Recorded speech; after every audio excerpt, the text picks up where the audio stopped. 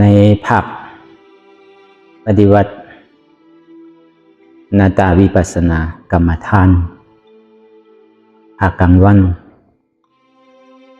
เข้ายาม1 โมงต่อถึง3 โมงที่พุทธศาสนา2 เหง5 ปัก68เดิน11ขึ้น3 คำ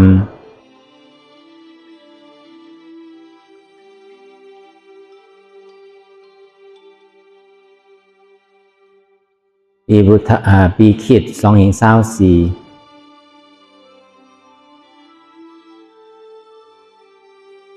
วันที่5 เดือนเก่า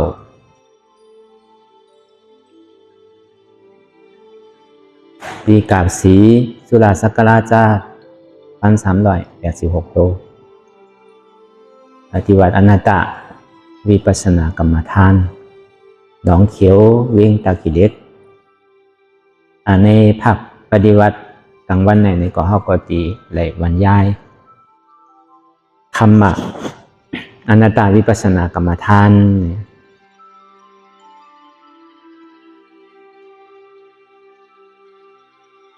ออนตั้งเข้าไปหันเข้าลายจังตื้อกรรมอนัตตวิปัสสนานั่นเองออนตั้งนี่ก็เข้านั่งขากายกดขาขวาวางหรือขาซ้ายก็ได้ขาซ้ายเอาวางต่างหรือขาขวาก็ได้ก็ยาวก็มือ2 ขอนต่างตักไปตัวเขาซื่ออย่าไปเคียงป่นแล้วก็อย่าไปหย่อนย่านป่นตี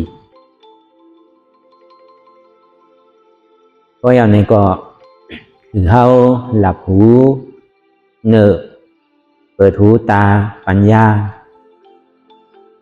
หลับตาเนื้อเปิดตา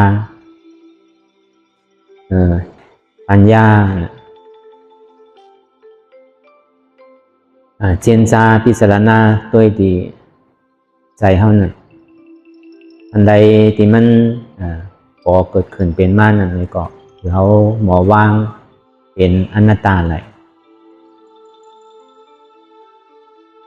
อันตั้งเขาย่ำไปหันเจ็บเตอไปหันทุกขาเดินนั่นนี่ก็คือเขาตัวดีลมโดยใจเขาออกอันตั้งโดยใจเขายาวๆยาวก็โดยใจออกยาวๆโดยใจเขาลึก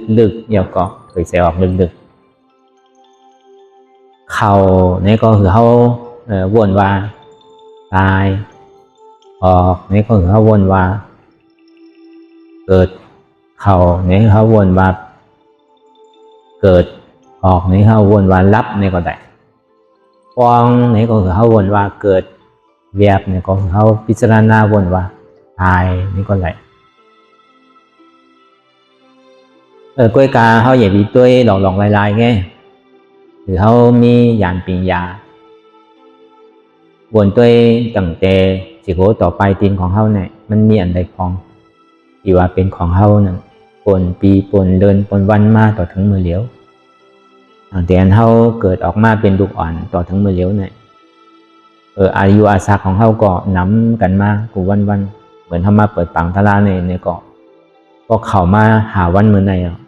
เข้ามาครึ่งหนึ่งก็บนนั้นเนี่ยขิงขาข้าวยำมันนั่นน่ะมันไวน่ะแต่ว่าข้าวยำอันเท่าไหลมาจ้างตื้อกรรมอนัตตวิปัสสนากรรมฐานในเกาะหรือมันมีกามมีขันหรือมันไหลนำแมดนำโตแต่จังว่าอย่าพี่คือมันสิ่งขิงขาข้าวยำกว่าหลายก็เบอร์นั้นไหนแหละพอมาเจนจาตัวต่างเดียนเขาหูความมาต่อถึงมือเดียวเนี่ยอาสาเขาก็นำมาแล้วก็มันใจดีหนุ่มมันเถ่ามากกันกูวันมีโหก็ก่อยหอกมามีเนื้อหนังในก็ก่อยเหี่ยวมามีตาเนี่ยก็ก่อยโมมามีเขียวเนี่ยก็ก่อยหวังมาลูกหยาบนางหยาบลูกก็ข้างนางก็ข้างมา ต้องว่ามันเหมือนเก่ามันเกิงมันดองอยู่วันเนี่ยเป็นห้องขันถาเขาเนี่ยก็มันก็ลองเหมือนหนังเรือนลองนั่นน่ะเหมือนหนังตาวันจำติโต๊ะนั่นน่ะมันใจว่าอาสาเขานำมาเนี่ยมันดีหนุ่มมากกูวันใจก็ในพอเขาเก๋มาเรารู้เนี่ย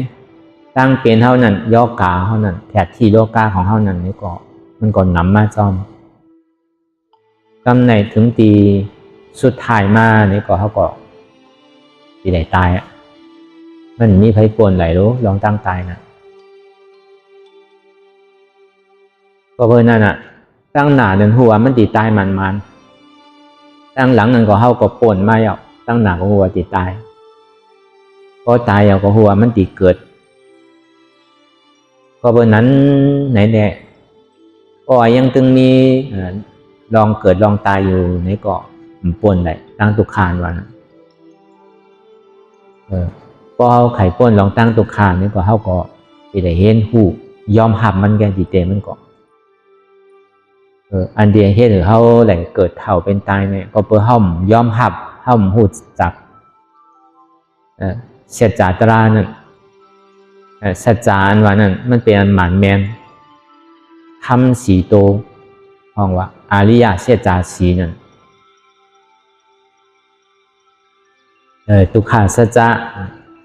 สมุทัยสัจจะนิโรธาสัจจะมรรคสัจจะผลอโจของทุกขาเลยเหตุเงาของอโจทุกขาผลอโจสุขาเนี่ยเหตุหักเหงาของอจองสุขาอันนี้สี่ตัวเนี่ยเป็นอันเท่าถูกที่ผู้อยู่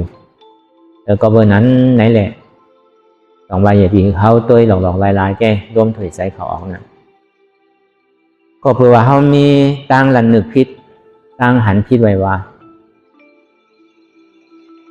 ในขันธาดังหาเนี่ยเขาอุปเปิงไหลเป็นของเขาในขันธาหาอันเนี่ยเขาอุปเปิงไหลเขาเป็นของเขาเขาถามว่ามันหมั่นเจงถามว่ามันหมั่นกึ้มเขาถามว่าขันตั้งหานั่นอันเท่าไหร่มาเป็นโตเป็นใจเนี่ยเขาก็ถามว่ามันเป็นอันเปี่ยวอันมวลเซอร์เขาถามว่ามันเป็นสุขะเขาก็ถามว่าขันถ้าโตใจเขานั่นมันเป็นอัตตาเขาอุปเปิงไหลเขาจีสังมันไหลเขาพองงามมันไหลพระพุทธเจ้าว่าในยุมนามคันธาเนี่ยมันหมั่นกึ้มมันเกิดลับเพราะว่ามันหมั่นกึ้มนี่แหละมันจะดีเป็นทุกขาเพราะว่ามันเป็นทุกขาเนี่ยมันจีสังอุปเปิงพองงามมันไหลนี่แหละแต่ที่เขามันเป็นอนัตตาเขาซ้ำยุมว่ามันเป็นนิจจสุขะอัตตาอันนี้ลองตั้งหันพิจยุมพี่เท่าไหร่ก็บนนั้นไหนเลยเข้ามาวนตัวเอาตาเหนือตัวก็มันหมั่นกึ้มหนูก็เปลว่ามันหมั่นกึ้มเนี่ยมันจึงที่เป็นทุกขานั่นนะอีเตลองตั้งมันหมั่นกึ้มเนี่ยเป็นทุกขาเนี่ยมันถึงเหตุการณ์มันอยู่เซ่ๆนั่นน่ะเข้าตัวเนี่ยก็มันถึงเป็นการมันอยู่ยาวด้วยการเข้าถูกดีคู่นั่นทุกขาเดียมันพอเกิดขึ้นเป็นมานั่นอันว่าทุกขาดีโตเข้าเลยสังทุกขาดีใจเข้าเลยสังทุกขาดีเจ็บอยู่นั่นเลยสังในมันอุปเปิงไหลมันอุปเปิงจีสังพองงำบังคับมันได้แต่ว่ามันเป็นอนัตตามันใจตัวตนของเขาเตะเพราะเขาปองแสงเลี้ยงใจสิไหนเอาเนี่ยก็มันจะดีปนได้เพราะเขาปองแสงเลี้ยงใจสินั้นเนี่ยมันดีเป็นหือหล่ะเพราะว่ามันมีลองตั้งเตียนมันเกิดลับมันเป็นอนิจจานั่นมันเป็นอนิจจังนั่น